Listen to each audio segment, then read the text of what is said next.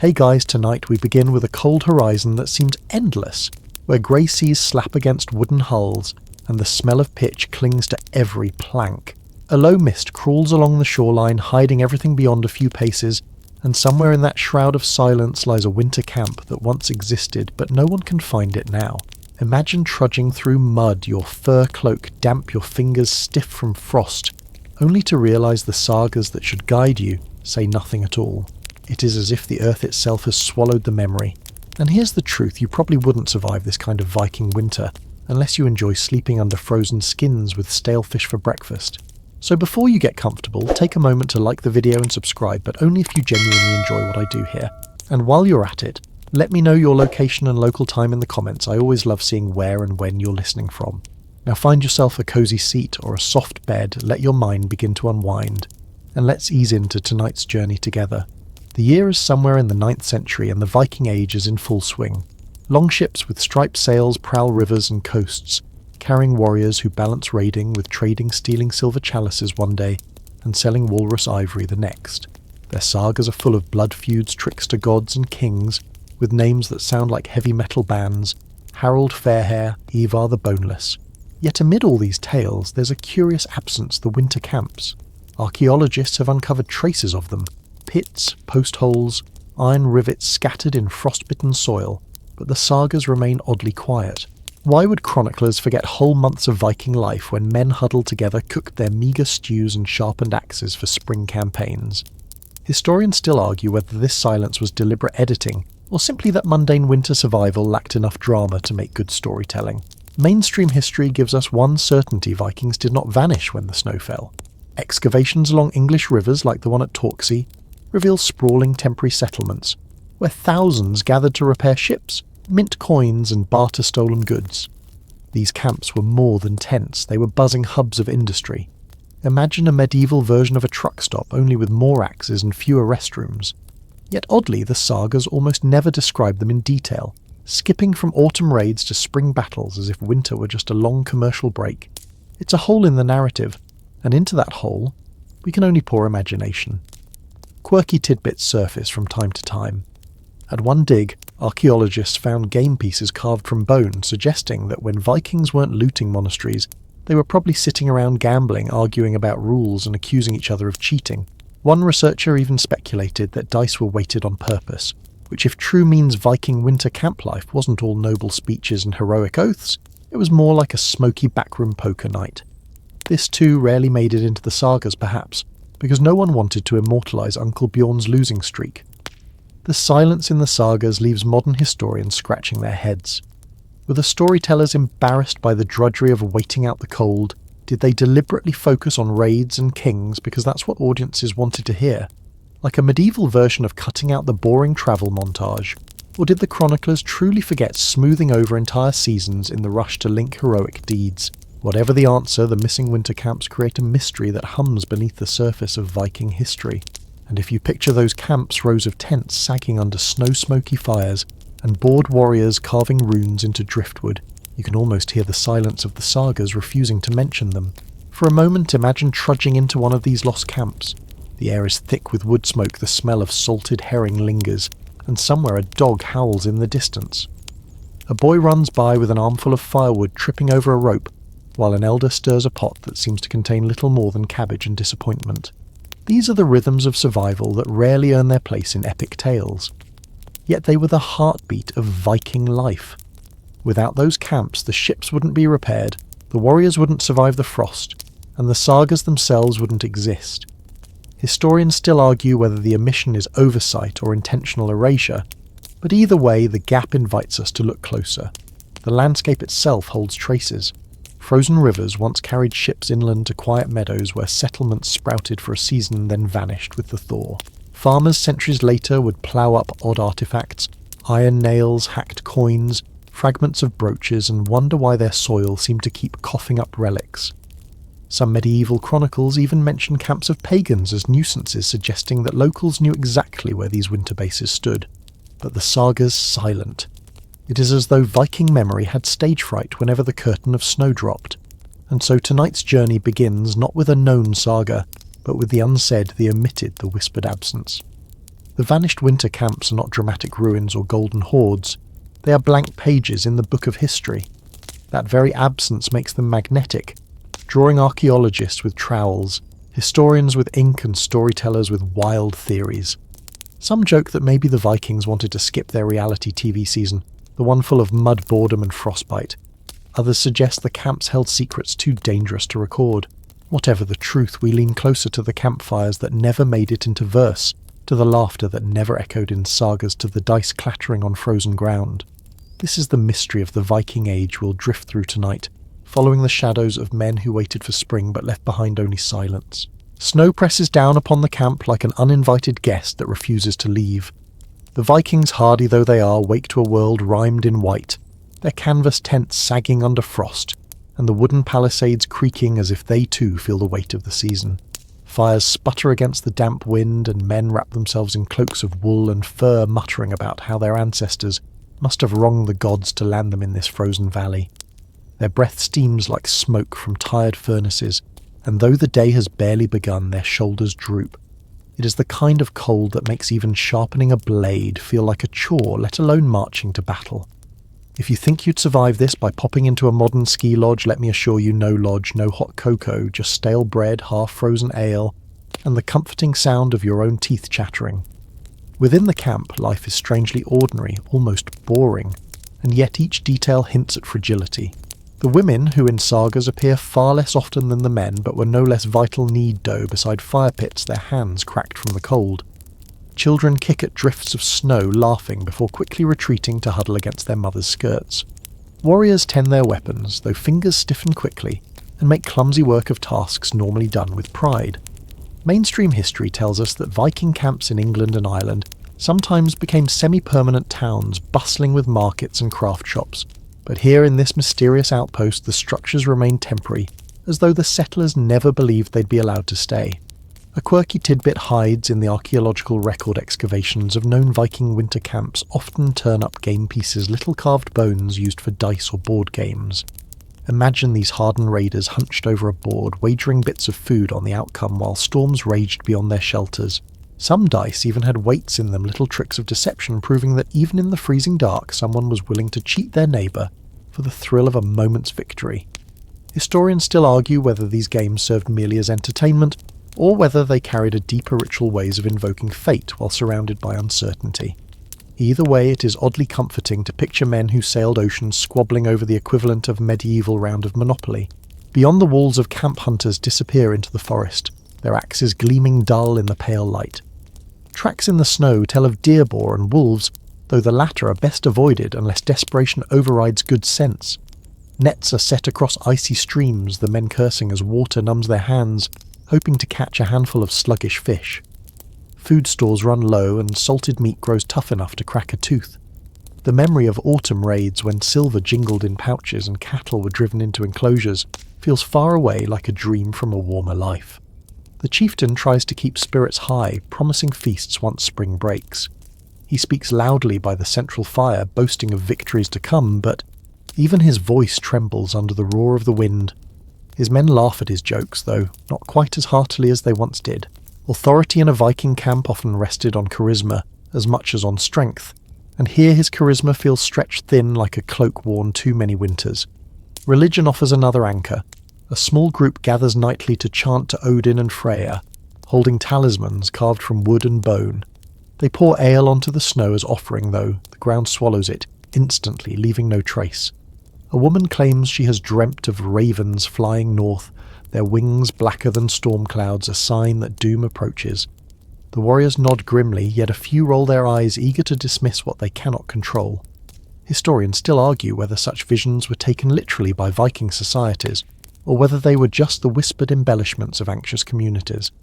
Either way, the dream spreads quickly, retold by the fire, until even the skeptics feel a twinge of unease when they hear a crow's caw at dawn. By day, the camp's routines drag on with stubborn rhythm. Armour is mended, arrows, fletched boats repaired, even though ice binds the river's edge. Men sharpen their swords, not because they expect a battle soon, but because sharpening gives them something to do, something to remind them they are warriors, and not merely shivering farmers in borrowed land. The clang of hammer on iron rings out oddly cheerful in the muffled quiet of snow. A few men carve runes into bits of wood prayers for luck or curses against enemies unseen. Children peek over their shoulders, tracing the lines with tiny fingers, learning the alphabet of mystery before they can even count. Night falls early in these latitudes, swallowing the camp in a long blue gloom. Torches flare their light golden against the frost, while shadows dance along tent walls. In those shadows, stories take root. Men boast of raids on monasteries of silver chalices seized, and monks scurrying like frightened hens. They laugh at the memory, but laughter sounds thinner when bellies grow emptier. A bard recites verses of Sigurd slaying the dragon, his voice rising proudly, though some in the circle glance away, preferring not to be reminded that dragons can lurk anywhere, even beneath the ground they sleep upon. And yet in the midst of hardship there is tenderness. A warrior hums a lullaby to his son, rocking him to sleep on his lap while the fire crackles. A woman threads beads onto a necklace, a splash of colour against the endless white. Small acts of humanity persist stubborn as weeds pushing through stone. Perhaps that is the greatest mystery, not that the camp vanished, but that for a season it thrived at all, a flicker of warmth against winter's vast indifference. Still questions loom like storm clouds. Why does no saga tell of this place? Why do no chronicles mention its name? Archaeologists sift through layers of soil, finding traces of fire pits, charred bones, scattered nails, but the larger story remains stubbornly hidden. Historians still argue whether the absence in the sagas was deliberate, as if this camp represented some shameful failure, or whether memory simply faded, swallowed by snow and silence. In either case, the camp stands as both presence and absence, wooden walls raised high, yet vanishing from the written record like smoke into the sky. The night closes over the camp once more, wolves howling in the distance, their calls weaving with the groan of ice on the river. Fires burn low, men sleep uneasily, and somewhere in the forest unseen eyes watch. The Vikings endure unaware that in centuries to come, scholars will puzzle over their traces, piecing together fragments, and asking why such a place once full of noise and life slipped from memory as though it never was. They trudge inland through the crunch of frost, their boots leaving uneven patterns that will vanish when the next wind sweeps over the snow. The forest here is a tangle of pine and birch trunks darkened by the weight of ice. Smoke from their fires curls upward in thin ribbons, barely visible against the grey sky. To the modern imagination this looks like a cinematic backdrop, but for the Vikings it is a practical reality. They need timber for shelter, firewood for heat, and perhaps, if fortune smiles, a defensible clearing where they can build their winter camp. The sagas fall strangely quiet about this journey, mentioning it only in half lines, as though the details were deliberately skipped. Historians still argue whether this silence hides a secret settlement, or a failure so embarrassing that storytellers preferred to forget it. The mainstream fact is this: Vikings were masters of adaptation.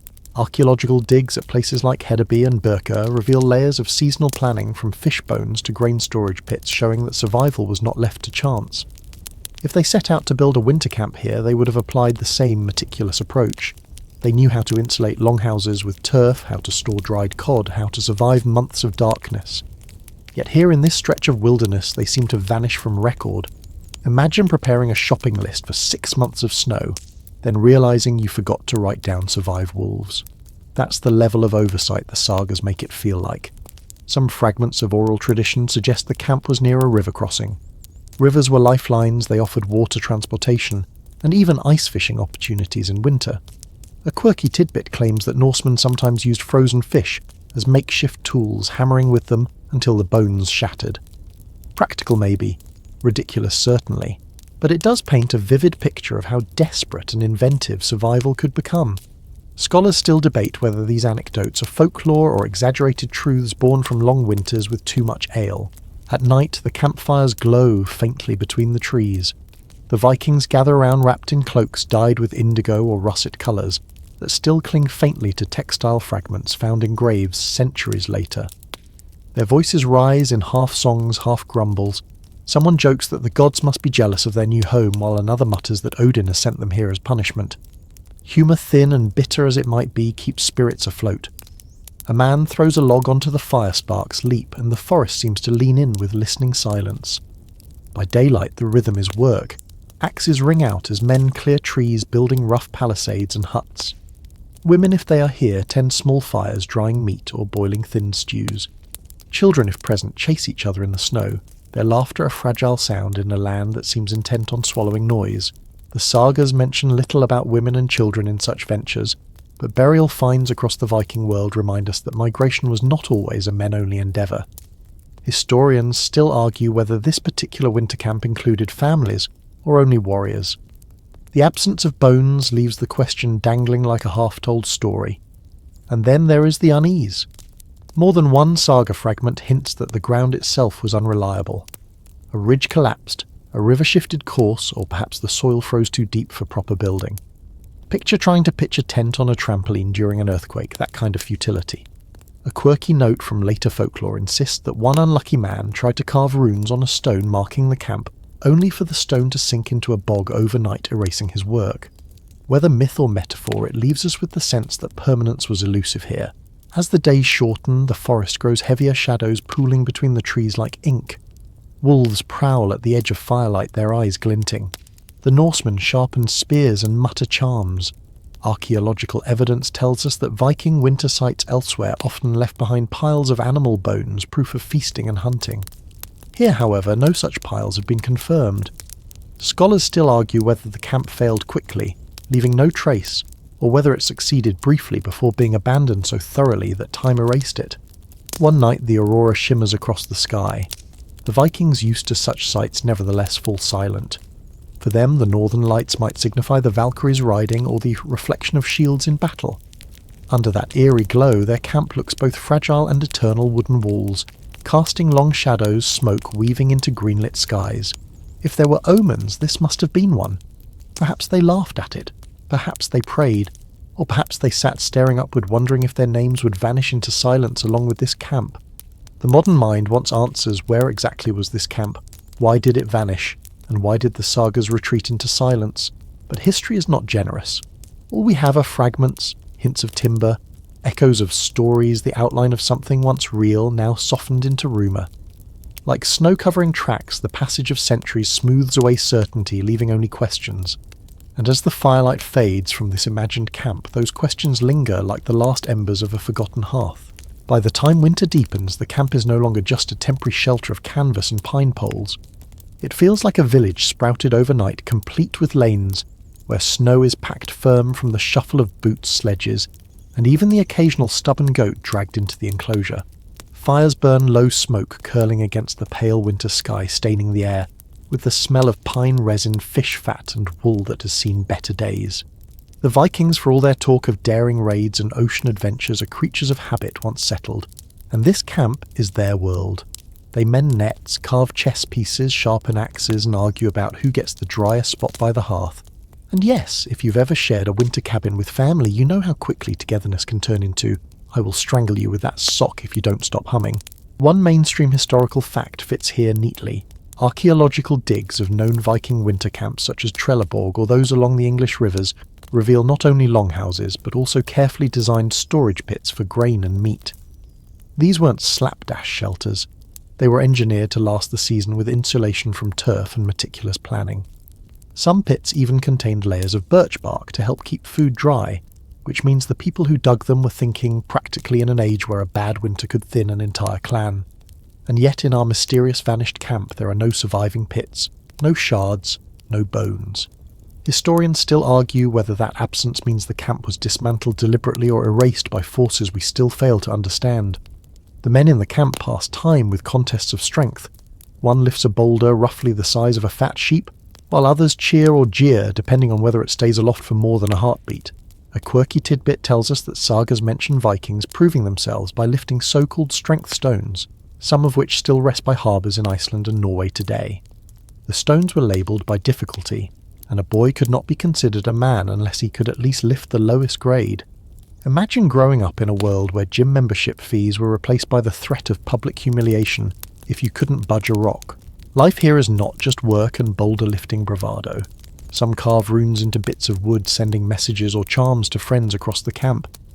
Others whittle animal figures, perhaps as gifts, perhaps as idle fidgeting. Women weave cloth, often in saffron or indigo-dyed wool, the colours bright against the snow. Their children play in the trampled snow corridors, inventing games that echo real battles, wooden swords clacking mock shields painted with charcoal. They luff tumble and go home with bruises a rehearsal for adulthood, no less serious for being playful. Still subtle signs of unease creep in. Strange cracks appear in the ice on the riverbank. A sled dog refuses to cross a certain patch, growling at nothing visible. One old woman mutters that the land does not like them here, that perhaps they have camped on sacred ground. Historians still argue whether Vikings respected local spiritual boundaries when setting up winter quarters, or whether they ignored them with the same confidence they ignored foreign kings. Either way, the camp is built and superstition simmers under the surface like smoke trapped in rafters. At night the mood softens, flames gutter low, sending sparks up into the long dark. Men sit cross-legged trading sagas. They tell tales of Odin's wanderings, of Thor fishing for the Midgard serpent, of warriors who vanished at sea, only to appear in dreams years later. The sound of these stories is both lullaby and history lesson, and children fall asleep curled by their mothers, listening to giants and gods stride across the sky. One man, slightly drunk on mead, insists he saw a fox walk upright past the camp earlier that evening. Laughter ripples until a few realise the snow does show strange tracks. Was it a fox or something else? The night swallows the answer. A quirky custom sometimes practiced in these camps is the burning of small offerings in the fire bits, of bread drops of ale, even fragments of bone meant for spirits or ancestors. Archaeologists have found charred traces in hearths that don't match the meals being cooked. It's the kind of thing that leaves modern scholars scratching their heads. Was it religion habit, or just a convenient way to get rid of scraps with some dramatic flair? The camp grows, shifts, and settles into winter rhythm, but that undercurrent of strangeness lingers. Wells dug in the frozen soil collapse more quickly than expected. The smoke from fires twists oddly, as though pulled sideways by a breath none can feel. And at least once a week a faint hum seems to drift from the frozen river, a sound like stone grinding on stone. Most laugh it off, but more than one man slips an amulet under his tunic. After all, even the boldest Viking knows it never hurts to hedge your bets against whatever lurks in the dark. By now the winter is locked in. Ice glazes the trees. Wolves circle the camp's edges, their howls stretching thin through the long night. The camp holds firm people keeping close to the fires, their world reduced to the glow of flame against endless snow. And somewhere out there in sagas yet to be written, this camp should have been remembered. But it isn't. That silence is louder than the wolves, louder than the wind, and it makes the historian in us lean closer, listening for echoes in the white silence. Winter deepens, and the camp that once seemed like a cluster of fires in the dark now begins to harden into something resembling a settlement. Snow packs itself along the timber palisades, muffling the sounds of axes and hammers. Frost etches every plank, and the men wake to find their beards iced stiff, as if the night air had sculpted them into little works of art, rather unpleasant itchy art. They stamp their boots, mutter curses at the weather, and press on with their chores, because in this place survival is not a luxury but a duty. Hey, if you were dreaming of a romantic winter getaway with candles and warm wine, let me tell you, this is more frozen socks and questionable stew. Each morning the day starts with fire. Not just cooking fires, but great bonfires in the central clearing where sparks leap like restless spirits. Viking society places enormous importance on fire, as both a practical necessity and a symbol of life. Without it you freeze. With it you gather, share stories, and push back the dark. One mainstream fact underscores this truth. Archaeologists have uncovered remnants of hearths in winter camps across Scandinavia and England, proving how central controlled fire was to their way of living. Charcoal deposits, burn marks on stone slabs, even discarded fire tongs all tell the same story: the Vikings measured their winters in flames. Food too defines the rhythm of these months. Hunters bring back deer and boar when they can, their furred cloaks frosted white on return. Fishermen hack through ice, hauling out wriggling catches that freeze stiff before they can flop twice. Women and thralls grind grain on heavy stone querns, baking flatbreads over iron griddles propped on rocks. A quirky tidbit slips in here. Some accounts claim the Vikings flavoured their ale with bog myrtle, a plant that added a bitter resinous taste. Imagine nursing a pint of pine needles, definitely not the honeyed mead from your Netflix imagination. But drink was essential, dulling hunger and stiff joints alike. The daily routine expands into small industries.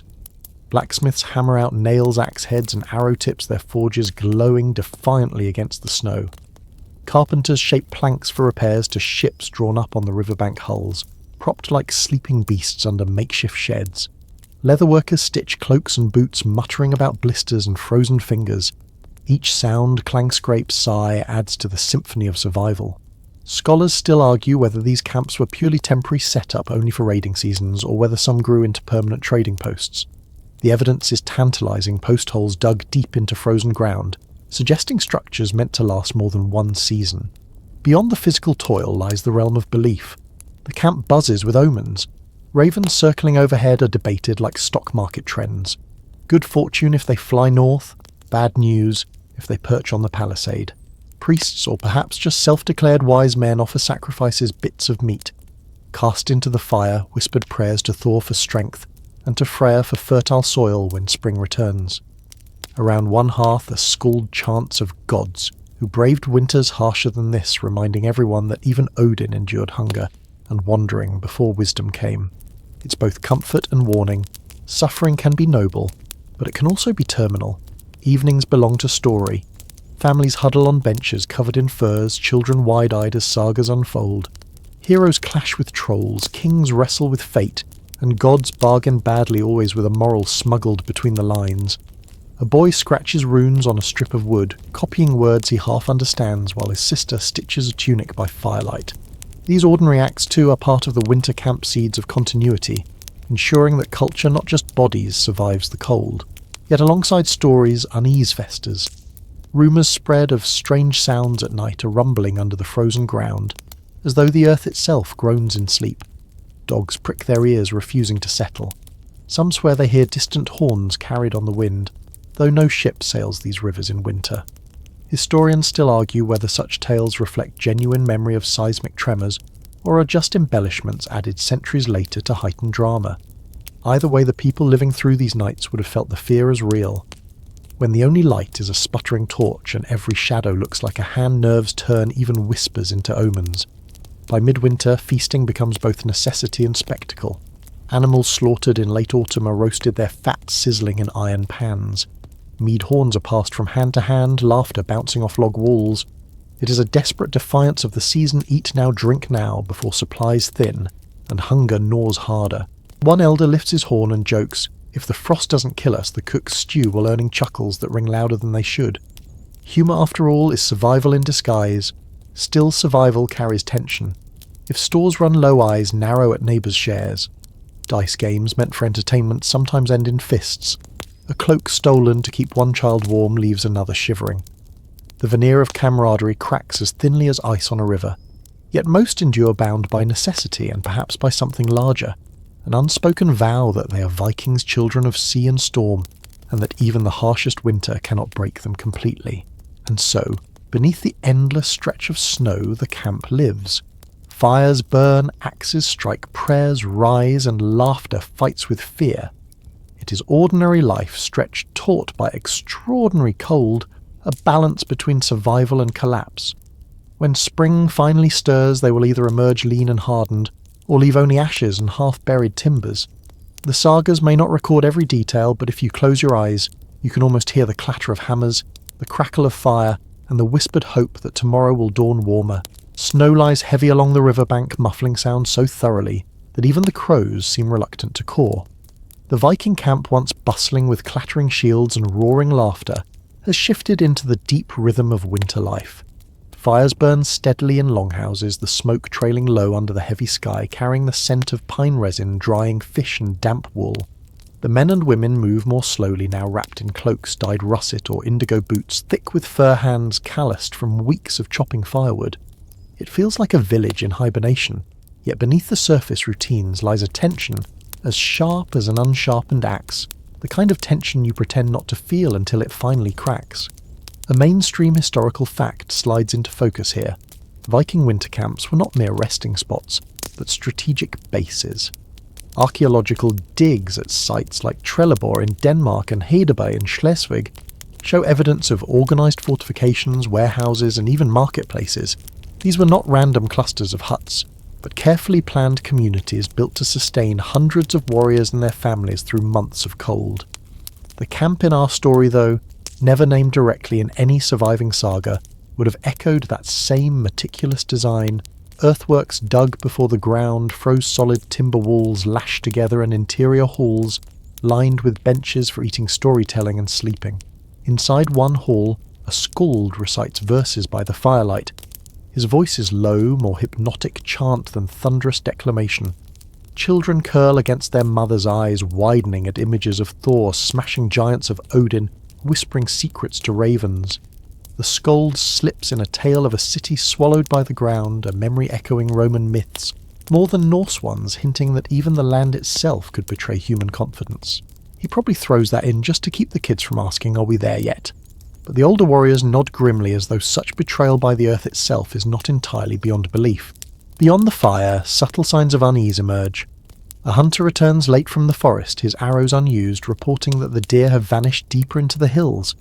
The dogs whine at night, staring toward the frozen river as though hearing something humans cannot. Even the ice cracks, oddly groaning like a ship's hull under strain. Historians still argue whether these details found scattered in oral traditions are authentic warnings, noted by the Vikings, or later embellishments added to dramatize their fate. Yet in the dim lamplight of a snowbound camp, such details are hard to ignore. Food supplies weigh heavily on everyone's minds. Barrels of dried fish and salted meat line the storerooms, but each barrel is a silent question: will this last until Thor women stir pots of thin porridge stretching grain with whatever they can scavenge? A quirky tidbit arises here. Some accounts suggest Vikings occasionally brewed beer, so weak it was more like cloudy breadwater, just enough to keep spirits from sagging and to sterilize what would otherwise be dubious drinking water. Imagine a camp of grim-faced warriors raising mugs of almost beer, clinking cups with exaggerated cheer, and you can sense the blend of resilience and sarcasm that sustains communities through harsh winters. Outside, snowflakes drift thick and slow. Watchmen stamp their feet along the palisade cloaks, drawn tight spears tipped with frost. They exchange jokes about trolls sneaking through the snowdrifts, or Thor himself stumbling around looking for his misplaced hammer. Humour is as necessary as fire here, a way of warming the spirit when embers burn low, yet their eyes linger on the woods where shadows twist under moonlight, and more than one man admits in a whisper that the forest feels restless. The river, once a lifeline, freezes solid. Ice covers it in sheets thick enough to walk across, but fissures form suddenly, emitting deep cracks like thunderclaps. One evening, a boy nearly falls through, saved only by a frantic lunge from his father. Afterward, people whisper about spirits beneath the ice, angry that the Vikings have disturbed their resting place. The camp's leader dismisses such talk, but his furrowed brow betrays unease. Historians still argue whether natural accidents became myth in real time, or whether myths were simply layered afterward like frost settling over forgotten tracks. Either way, the camp's atmosphere grows heavier. Inside the halls, tempers fray. Men who once laughed shoulder to shoulder now quarrel over rations or sleeping space. A woman accuses her neighbour of stealing dried berries. The neighbour accuses back with equal vigour.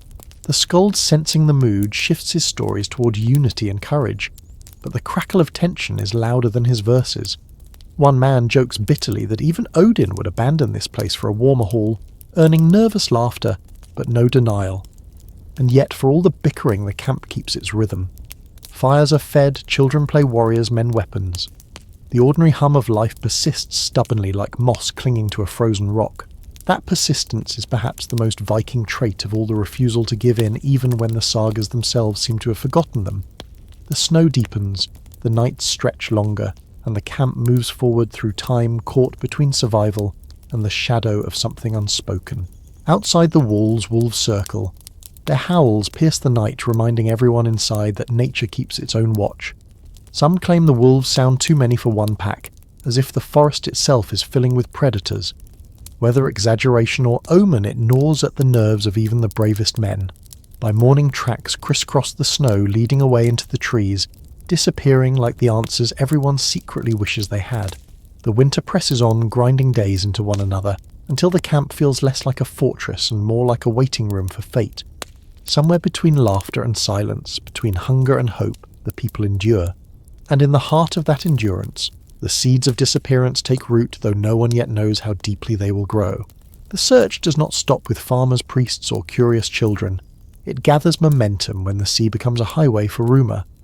Viking longships, those lean vessels that stitch coastlines together, carry the story of the winter camp across fjords, estuaries, and storm-tossed passages.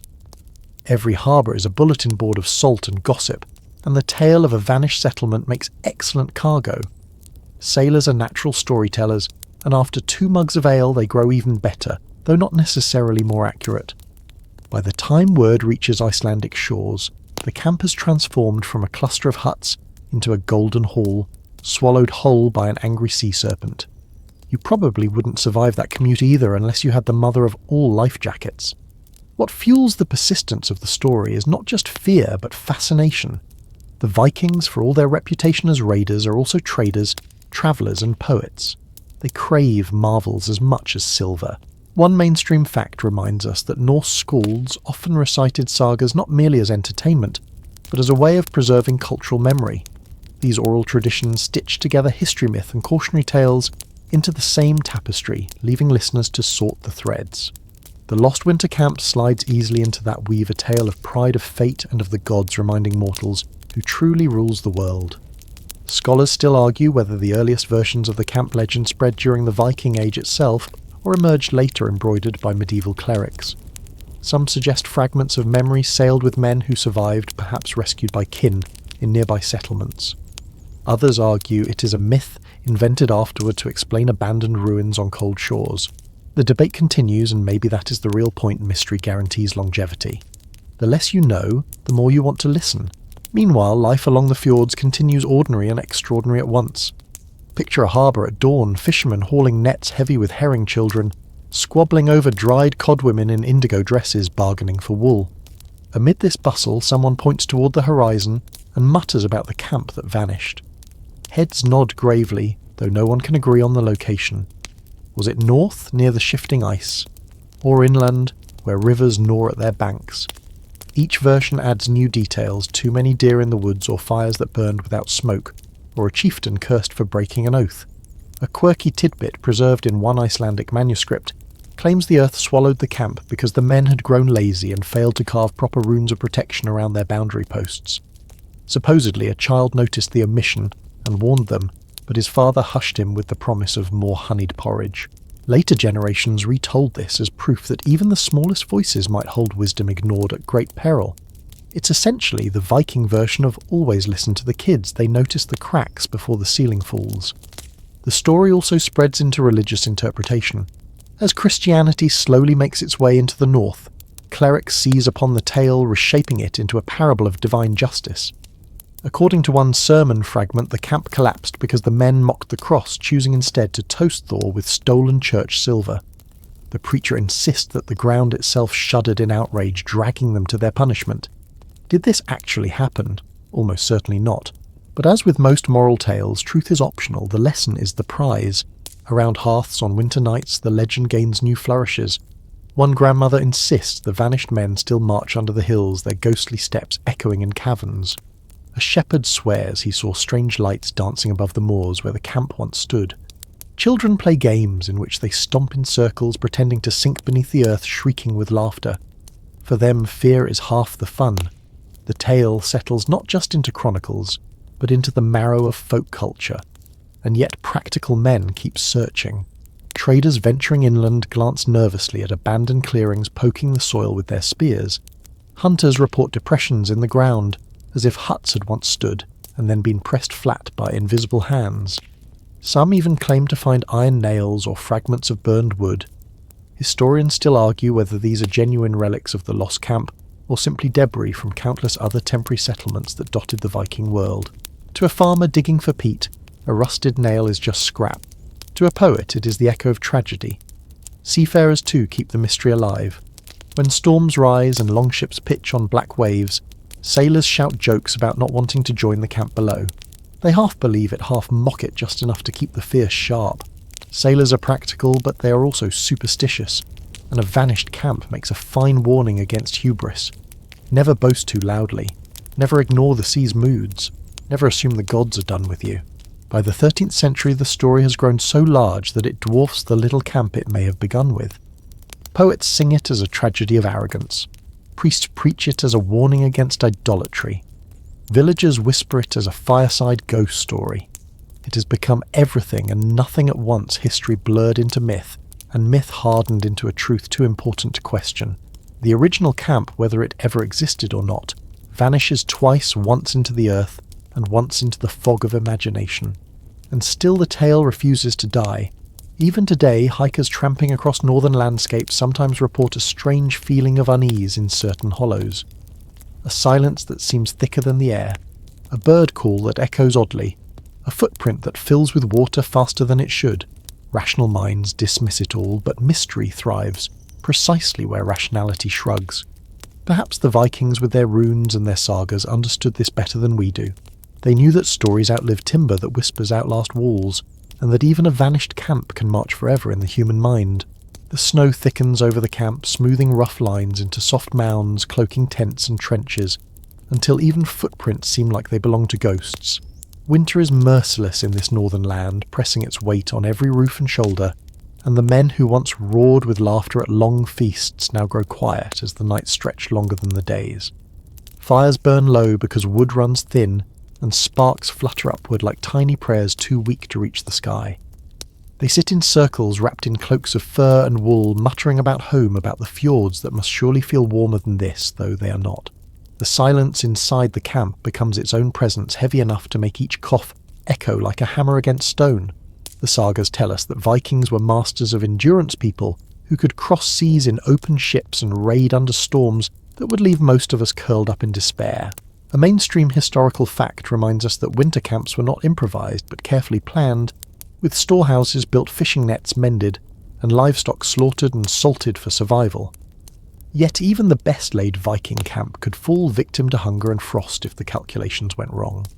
Food was measured in days, and days always ran faster than the supplies. The men in this forgotten camp likely watched their stockpiles shrink as the snow piled higher, each meal thinning out in portion, each day demanding more patience than strength. Still they tried to distract themselves. Some carved runes into scraps of wood, little notes of power or protection, because when the gods feel distant, a man's knife against oak feels like a way to keep them near. Others repaired shields even though no battle threatened them, because routine steadied the nerves. A few sang their voices thin in the frozen air songs of ships and harbours that must have sounded cruelly out of place under the suffocating snow.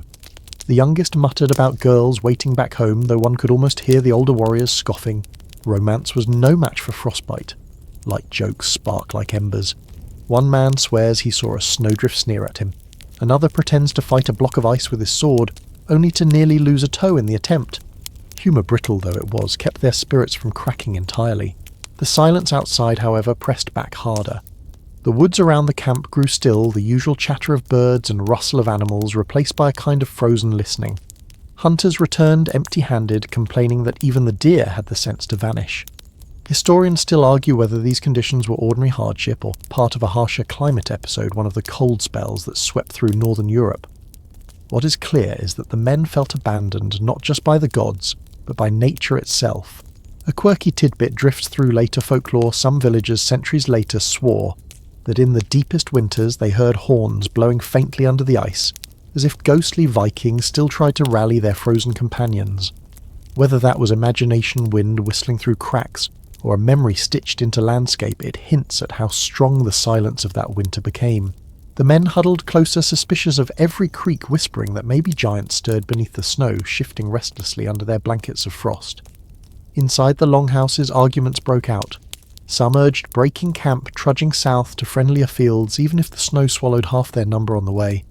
Others shouted that leaving was madness, that the gods had surely set them here for a reason, and abandoning the site would be an insult to Odin or Thor. Decisions stretched on until exhaustion smothered them, leaving the men too tired to act, too restless to sleep. Leaders lost their grip as authority cracked under the weight of frost.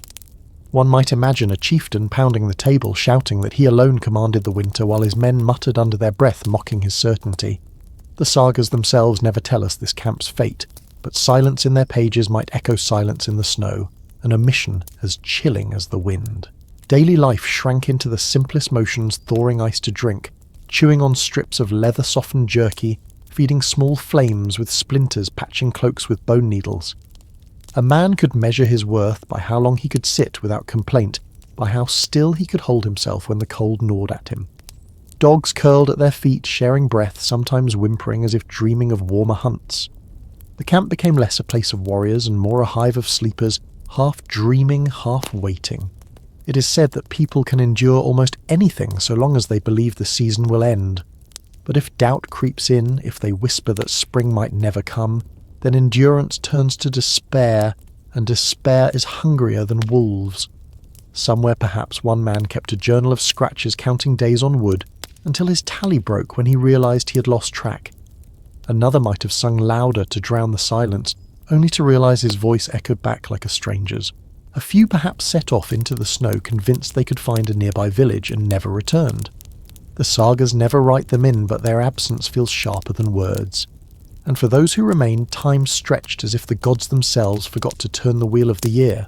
The winter camp dissolved into whispers and sighs, the great Viking boasts shrinking into brittle laughter, then into silence. The ground thick with frost held its secrets tightly, and when the sagas turned the page, the camp had vanished. Not in flame, not in battle, but in snow so deep it buried even memory.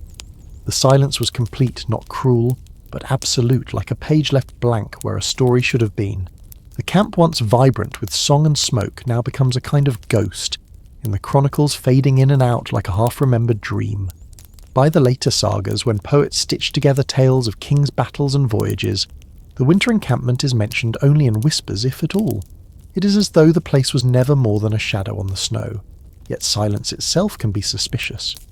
When something that large, that logistically necessary, simply vanishes from record, it begs the question what was being concealed and why winter camps were not just practical necessities. They were stages for drama. Imagine hundreds of warriors crammed together for months, forced to share food, fire and gossip, while the storms howled outside. The air must have been thick with smoke, the smell of fish drying over embers, and the less glamorous sense of men and animals living elbow to elbow. Mainstream historical fact tells us that archaeologists have unearthed Viking winter settlements in England such as at Torksey in Lincolnshire, where evidence of workshops, gaming pieces and trade suggests whole miniature towns appeared each winter. If the sagas forget one such camp, it is not because it was small, it is because something about it resisted being remembered. One theory suggests that the camp fell to disease. Packed bodies, poor sanitation and damp cold form the perfect breeding ground for fevers. Historians still argue whether a sudden outbreak might have swept through so rapidly that survivors abandoned the site in fear, unwilling to tell stories that sounded too much like failure. Quirky tidbits survive in folklore about cursed fields where crops never grew again, perhaps echoes of such epidemics. Whether those tales are coincidence or memory, no one can say for certain. Another possibility is betrayal. Viking alliances were rarely as solid as the sagas pretend. A winter camp could be a melting pot of different crews, each owing loyalty to its own chieftain. With ale flowing and grudges simmering, quarrels might erupt into violence. Imagine a feud breaking out in the middle of the night, axes flashing in torchlight, neighbours suddenly enemies. If the camp dissolved into slaughter, later poets may have preferred silence over shame. After all, sagas were not neutral newspapers. They were public relations for lineages. No chieftain wanted his descendants to be known as the family who lost half their men to drunken brawls in a snowbound field. But perhaps the disappearance was less dramatic and more bureaucratic. The scribes who shaped the sagas often wrote with agendas, trimming details that did not fit their narrative arcs. If the winter camp belonged to a chieftain who later fell out of favour, or whose descendants lost political clout, then his camp might simply be erased like a name rubbed from a wax tablet. In that case, absence is not mystery, but censorship, a reminder that history often depends less on what happened than on who got to tell the story afterward. Yet the land itself may also have played a role. Rivers shift, floods, erase forests, reclaim. One mainstream historical fact illustrates this in Scandinavia, and parts of England, entire medieval villages have been swallowed by shifting dunes or bogs, leaving only faint traces for modern archaeologists. A Viking camp built of timber and turf could vanish under silt in a matter of years. Later generations might tramp right across it, without realising what bones and brooches lay beneath their boots. And so the sagas composed from memory and oral tales might simply lose the place, the way one forgets the face of a stranger glimpsed only once in a storm. Of course, the romantics among us prefer stranger explanations. Some whisper that the camp was cursed by local spirits angered by the felling of sacred groves. A quirky anecdote lingers in Icelandic folklore of an encampment where the earth itself grew tired of men and swallowed their fires whole. Historians predictably dismiss such tales as metaphors, but one cannot deny that the Vikings themselves believed in land spirits Draugr and vengeful ancestors. If they thought the ground turned against them, perhaps they would indeed abandon a place without ever weaving it into their heroic poetry. Even the physical traces discovered today add to the puzzle rather than solve it. Scattered beads, fragments of iron tools, butchered animal bones, they whisper of human presence without telling the ending of the story. Was the camp abandoned peacefully, the warriors marching off in spring to new raids? Or was it left in chaos, fire blackening the timbers, snow drifting into half-collapsed huts? Historians still argue whether absence of evidence here is evidence of absence, or merely the trickery of time. Consider also the psychology of forgetting. Silence is not always neglect. Sometimes it is strategy. A winter that went badly, a leader who failed a feud that destroyed unity, these might all be stories better left untold. If you've ever conveniently forgotten a bad haircut in your family photo album, you understand the principle. Multiply that impulse by generations and whole chapters of history can vanish, trimmed out of the narrative for reasons no archaeologist with a trowel can unearth. Yet the mystery's endurance is its own kind of survival. Because the sagas fall silent, modern listeners lean in closer ears, straining for echoes. Poets, professors, and bedtime storytellers, yes, guilty as charged, keep the memory alive not by what is said, but by what is not said. The winter camp exists in the negative space of history like stars that form patterns not only in their light, but in the dark patches between them. In the end, perhaps the most fitting explanation is also the most unsatisfying. We do not know, and we may never know. The vanished Viking winter camp teaches us that history is not a straight road, but a snowy track where footprints fade quickly. The sagas give us heroes and battles, but they also give us silences, and sometimes those silences are louder than the words themselves. And so the camp lingers not in the ground we can dig, nor in the pages we can read, but in the imaginations we carry tonight, wondering what truly happened when the fires went out and the snow kept falling. They sit now at the edges of history not as warriors sharpening iron in the frost, or children chasing sparks from a bonfire, but as shadows tucked into footnotes. The winter camp that once bustled with smoke, laughter, and iron hammering has slipped from the sagas as though it never existed. Even the skalds, those great recyclers of memory who could recite battles and bloodlines across a dozen generations, left no verses that endure about this place. It is as if the frozen ground itself swallowed not just the huts and the fire pits, but also the very words. And when words vanish, memory stumbles. Mainstream fact reminds us that Viking sagas written down centuries after the events they described were never perfect transcriptions of reality. They were part history, part propaganda, and part campfire entertainment. The saga writers often cherry-picked what they thought mattered: heroic deaths, bold voyages, rivalries fit for dramatic recitation. A winter camp in the woods, no matter how lively, could simply be edited out if it didn't fit the grand story arc. Historians still argue whether this particular camp disappeared because it was judged unimportant, or because something unsettling happened there that no one wanted preserved. After all, absence itself can be suspicious. A quirky tidbit lingers in one Icelandic fragment, a passing mention of men who vanished in the frost, their tents left standing. It is only a line half damaged by the wear of centuries, yet some scholars wonder if it refers to this lost camp. Others dismiss it as a scribal error or a confused retelling of some other tragedy. But the line has a way of sticking in your imagination an eerie image of cloaks fluttering in the cold wind over empty bedrolls, as though the men had risen in the night and simply walked into the dark. Silence is often the loudest voice in archaeology. Excavations across Scandinavia and the Baltic occasionally reveal abandoned settlements. Hearths, cold tools left mid-use bones of meals scattered and unfinished. It does not take much imagination to picture such a place slowly filling with snow, the marks of its existence hidden by thaw and growth, until centuries later a farmer's plough strikes an old post hole. And when the sagas fail to mention it, the absence doubles down. Physical traces suggest life, but the texts suggest forgetting. It's as though the Vikings who loved their stories agreed on a collective shh. Remember how earlier in the tale we laughed about a Viking sunscreen made of crocodile dung? That little detail survived in Mediterranean scribbles. Yet here a whole camp, dozens or hundreds of people with their laughter, grumbles, meals, quarrels and dreams slipped entirely from the official record. The contrast is absurd and more than a little sobering. Humans sometimes preserve the strangest trivia while letting the heart of daily life fade. Theories sprout as they always do.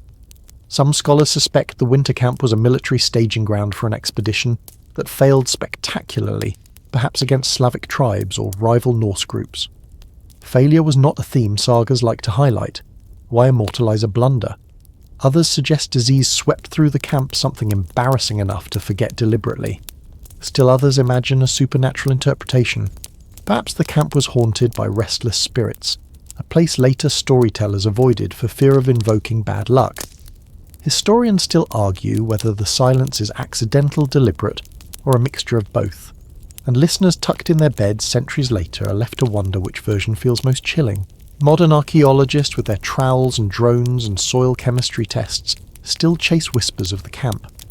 A scatter of nails here, a burnt layer of soil there, a bone comb or fragment of a gaming piece, all small, stubborn hints that people once gathered and wintered where the sagas say nothing. Each find is tantalizing like crumbs on a snowy path, but so far no excavation has shouted with certainty. Here it is, the lost winter camp. Instead, each dig deepens the paradox. The physical evidence hints, the written evidence refuses. And in that gap, mystery grows. It is here that the camp achieves a kind of immortality. By being absent from the sagas, it stands out more than it might have if recorded with a single line. By being lost, it becomes unforgettable. Much like that Roman city we once described vanishing into the ground, the Viking camp endures not in timber or stone, but in the imaginations of those who cannot stand gaps in history's fabric. People lean close to the silence and listen for echoes, and so the camp that should have been just another winter stopover transforms into a symbol. It whispers about fragility, about how even cultures obsessed with memory and poetry could misplace whole communities. It teaches humility that even the Vikings, so proud and fierce, were not immune to oblivion. And it reassures us oddly that mystery is still alive. Not everything can be catalogued or footnoted. Some things must remain as riddles. Now the pace softens, the edges of detail blur, and the story itself folds gently into quiet. Imagine the camp once more, not bustling, not abandoned in panic, but resting. Snow drifts softly across the hearth, smoothing every shape into a single white hush. The smoke that once curled into the night sky is gone, leaving only the scent of pine and frost. No footsteps, no laughter, no clash of iron, only the stillness of winter. Take a slow breath and picture the long road the Vikings walked, their boots crunching on frozen ground, their voices carried by wind. Those voices fade now like echoes slipping further away across ice. The camp rests beneath layers of earth and memory folded like a blanket at the end of the day. Nothing presses forward anymore. Nothing demands explanation. The silence is not cruel, but protective, like a parent tucking a child into bed. Let your shoulders loosen. Let your mind settle, as though you too are bedding down in the soft snow. Imagine the northern lights gliding overhead in ribbons of green and violet, a celestial lullaby. Picture the last torch guttering into darkness, leaving the sky free for stars. Everything slows and then slows again until time itself feels like a calm tide. There is no need to solve the riddle tonight. The camp is safe in its mystery and you are safe in your rest. So let the questions go, let the images soften, and let the story drift into silence. Until next time, sweet dreams.